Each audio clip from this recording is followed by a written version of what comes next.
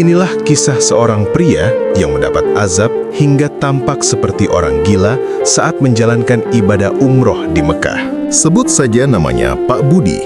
Di daerah tempat tinggalnya, ia dikenal sebagai orang paling kaya dan terpandang.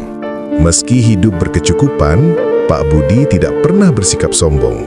Ia dikenal ringan tangan dan selalu membantu warga yang kesulitan. Dalam setiap kegiatan gotong royong, Pak Budi selalu ada. Dan untuk urusan sedekah ke masjid, ia termasuk orang yang paling rajin. Tak hanya itu, setiap sore Pak Budi mengajar anak-anak sekitar mengaji di rumahnya. Semuanya dilakukan tanpa meminta imbalan sedikit pun. Saking baiknya Pak Budi di mata warga, saat ia berangkat umroh, banyak orang datang mengantar dan mendoakan keselamatannya. Namun siapa sangka, di balik semua kebaikan itu, Pak Budi menyimpan satu dosa besar yang tak pernah ia sadari. Dosa yang ia kira telah tertutup oleh sedekah dan amal, ternyata justru mengikutinya hingga ke tanah suci. Setibanya di Mekah, Pak Budi terlihat sangat terharu. Ia menangis, berdoa, dan merasa yakin semua dosanya akan diampuni. Tiba-tiba, dada Pak Budi terasa sesak.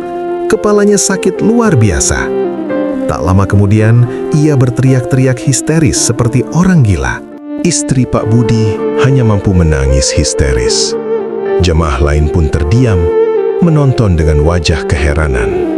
Setelah kejadian itu, Pak Budi akhirnya datang menemui seorang syekh, berharap menemukan jawaban atas azab yang menimpanya.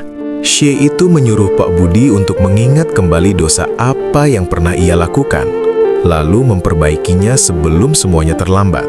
Setelah itu, Pak Budi kembali ke tanah air dan mulai mencari tempat tinggal adik kandungnya. Sang adik rupanya telah lama pindah ke pelosok desa.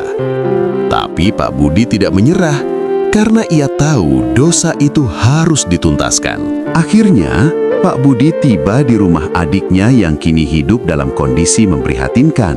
Pak Budi pun menangis sambil meminta maaf.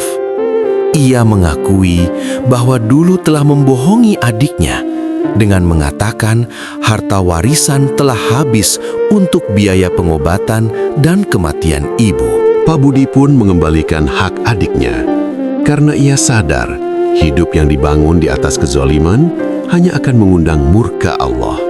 Jangan lupa like dan subscribe channel ini.